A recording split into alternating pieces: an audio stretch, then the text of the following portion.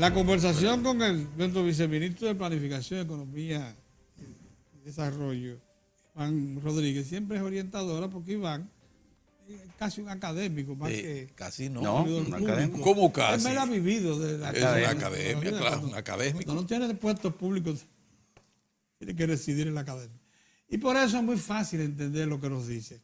Nos ha explicado el tema fiscal y quisiéramos que lo concluya, pero no queremos que se nos agote el tiempo, Iván, sin tratar el tema de la deuda. Sí, pero así vamos que, a por terminar favor, con Muy breve. Mira, para concluir el tema del sistema hacia Fiscal qué y sistema tributario Exacto. nosotros deseamos ir. Nosotros tenemos un sistema tributario con muchas fallas estructurales, pero en el fondo es un sistema tributario similar a los sistemas tributarios de la mayoría de los países de la región.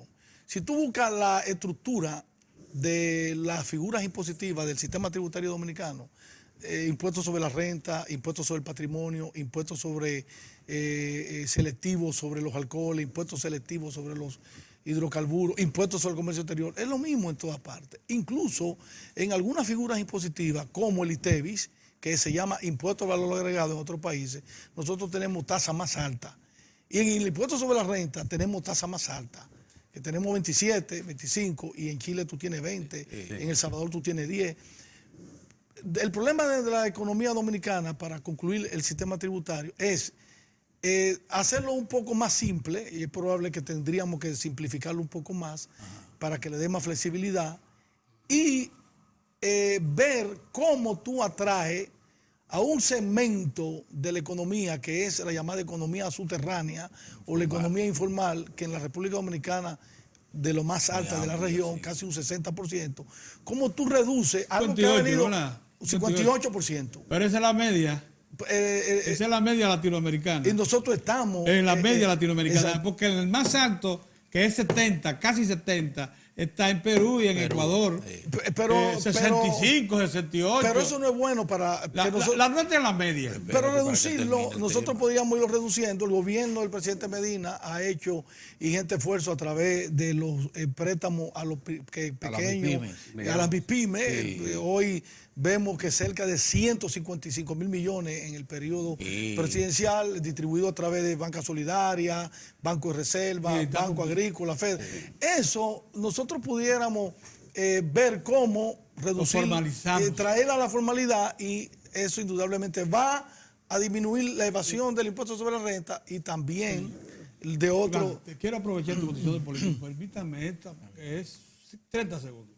Sí. Iván, he visto a cientistas sociales, entre ellos la corriente esa jesuita, que es terrible, que siempre interpreta la cosa a su favor, con Fernando Ferrán, decir que esa informalidad nuestra, él la coloca muy por encima del promedio de América Latina, nos impide tener un concepto de nación y someternos a la normativa de un Estado regularizado, un Estado normal, que nosotros no vamos a llegar a ser un Estado. Que el intento que hubo con los tabaqueros ibaeños, aquello de la final de la revolución de 1857. Que ya es que ese fue el último esfuerzo, que lo que queda ahora es una economía informal que no se somete a normativas, a organización, a disciplina. Entonces yo a ese señor quisiera decirle que en Perú hay 65%, 68%, en Ecuador, en Colombia hay un 58 a un 60% de informalidad, lo mismo que en México. El indigenismo, Caballo, el indigenismo de esos países incluso un obstáculo, son un determinante para el grado de economía informal. No obstante, debo decirte que esos países con alta presencia indígena tienen niveles de recaudación mucho más altos que nosotros. Entonces, lo que nosotros tenemos que identificar son los nichos donde podemos ampliar la base tributaria. Y vuelvo y te digo, nosotros podríamos bajar tasas alícuotas de determinadas figuras impositivas y ampliar la base. Eso se ha hecho y se ha demostrado estadísticamente que países que han disminuido, no como la reforma tributaria de Trump, pero países que han disminuido tasas alícuotas en pago de determinadas figuras, amplían la base, es decir, provocan que muchos evasores se sientan compelidos, se sientan motivados, se sientan cómodos, que son principios de la tributación, darle comodidad al contribuyente para pagar sus impuestos. Y eso ampliaría la base. Pero eso es parte de ese pacto fiscal que el presidente de la República es el que está llamado a ponerlo en la agenda nacional, y nosotros esperamos, ya como profesionales, como dominicanos, como personas que creemos en la buena voluntad del presidente, de que el presidente, a lo mejor en este año, en su momento de este año, pondrá eso sobre la mesa. Pero el pacto fiscal es un pacto de doble vía. Exacto. O sea, el gobierno está dispuesto a sacrificar su intervención en las cosas públicas, a cambio también de que la economía familiar, de que la economía privada también sacrifique, porque esto es un problema de yo te doy, pero tú me das. Así es. Y eso es el pacto fiscal. Es verdad que el petróleo significa una limitante. Claro. ¿En qué grado? Mira, tú sabes que nosotros tenemos por importaciones una factura bastante alta en términos de consumo. Pero ese consumo que la economía dominicana exhibe de combustible es el mejor testimonio para los que no creen en que la economía está creciendo, de que tenemos una economía en despegue permanente. Porque una economía que no consuma combustible es una economía rezagada. Si tú buscas los niveles de consumo de combustible de hace 10 años y lo comparas con los niveles de consumo de combustible de hoy, te dice que nosotros tenemos una economía que es robusta. Eso es imbatible. Entonces, pero nos afecta, obviamente, porque nosotros no somos un país productor de petróleo. Fíjate que el presidente Danilo Medina sabiamente ha dicho que nuestro petróleo es el turismo, que lo llama la locomotora de nuestro desarrollo. Y que busca cambiar la matriz eléctrica, por ejemplo, que es básicamente... Y ha hecho esfuerzos reales, esfuerzos inauditos lo que está haciendo por cambiar la generación eléctrica hacia consumo, hacia combustible de menos... Los cálculos que ustedes hacen en el ministerio acerca de las variaciones de precio esperada del petróleo, del barril, ¿en qué situación lo colocan? Para el presupuesto del año 2018 se estimó un precio que es más o menos lo que se está viendo ahora. Es decir, 55, 56 es lo que se está viendo. Pero si el petróleo se disparara más, el gobierno tendría que revisar sus proyecciones, su meta. Pero momento estamos en la proyección. Estamos dentro de la proyección. Es verdad que la deuda es un obstáculo insalvable y no tiene al punto del precipicio. Mira, yo he dicho muchas veces que sobre el tema de la deuda hay mitos que uno tiene que desmitificar. Te dicen que la República Dominicana crece porque se endeuda mucho. Eso es un falso argumento de teoría económica, porque los países que más se han endeudado en América Latina son los países que menos han crecido. Brasil tiene una deuda de más de un 70% y tiene hasta el 2017, desde el año 2014, tiene crecimiento negativo. Otros países como México tienen deuda de más de un 60% y tienen un crecimiento lento. La República Dominicana mostró en el 2015, en el 2016 y en el 2017, después de Panamá, el nivel de crecimiento más alto. Entonces no es un problema de que crece porque tenga deuda pública, porque hay, como he dicho, otras economías con mucha deuda pública y cero crecimiento, o crecimiento negativo. Entonces ese es el primer elemento. El otro elemento es, ¿cuál es la deuda que realmente pesa en una economía?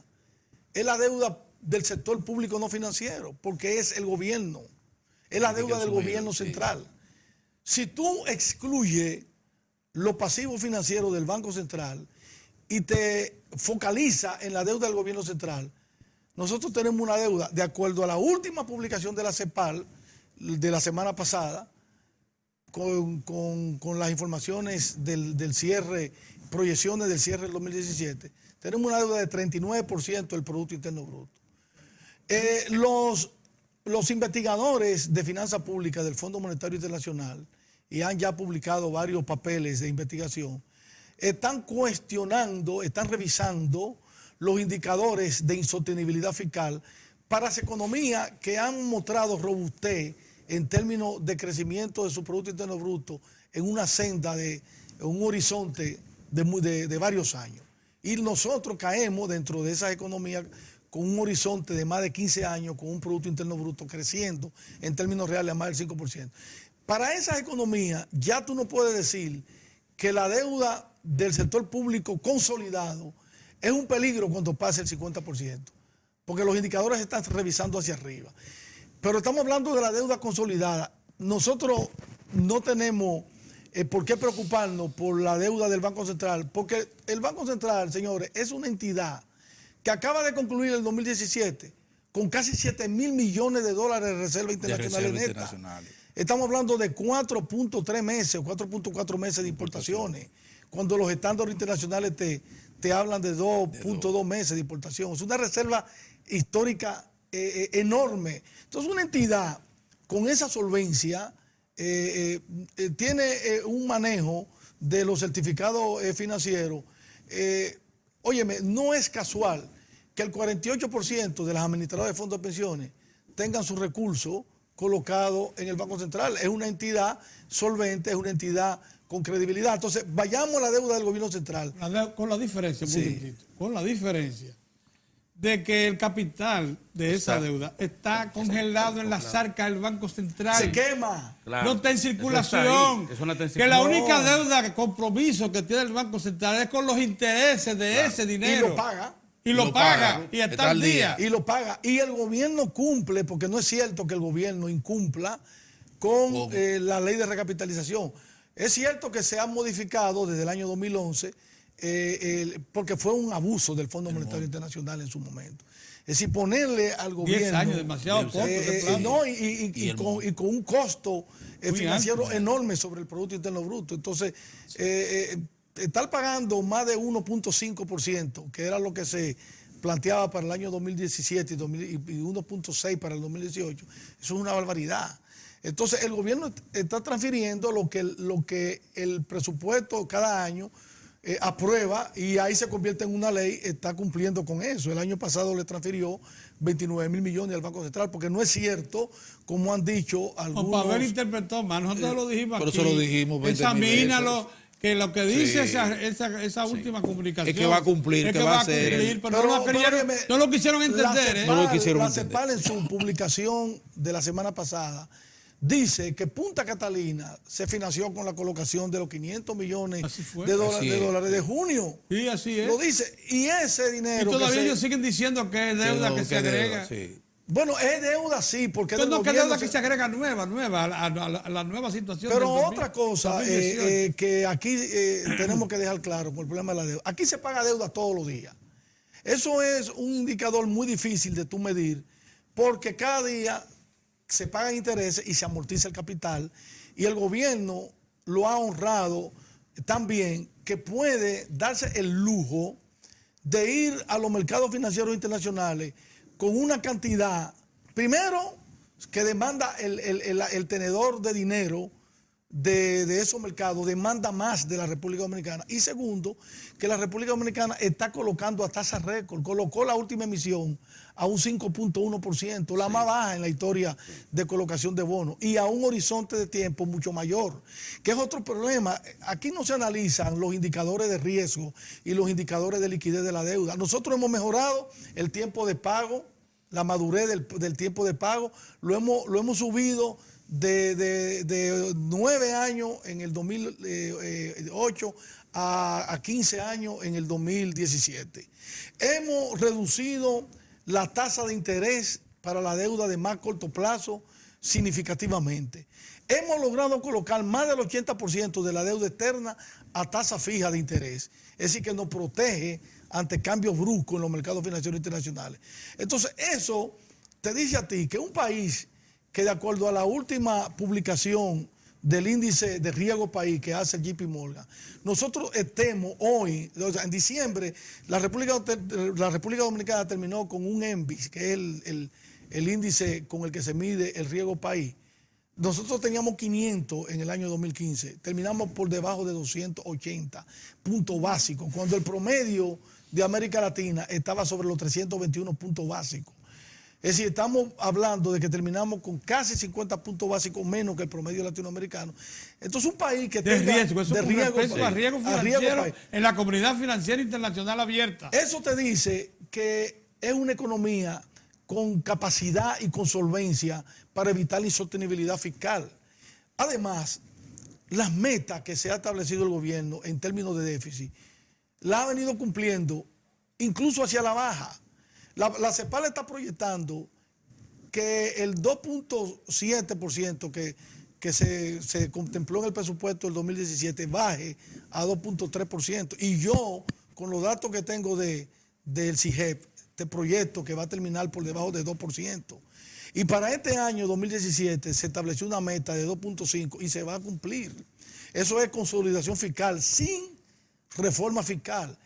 Que es cierto que la economía dominicana en determinado momento se ha tenido que resentir desde el punto de vista de que las inversiones se han disminuido. Bueno, pero esos son imponderables que tienen las economías.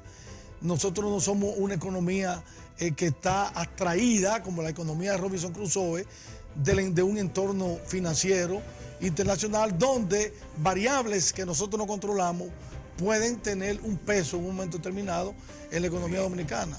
Muchas gracias, Iván. Gracias, Iván. Hemos concluido, qué bueno, brillante, como Brillante. siempre, Sí, como muy edificante. Señores, nosotros volvemos mañana, Dios mediante.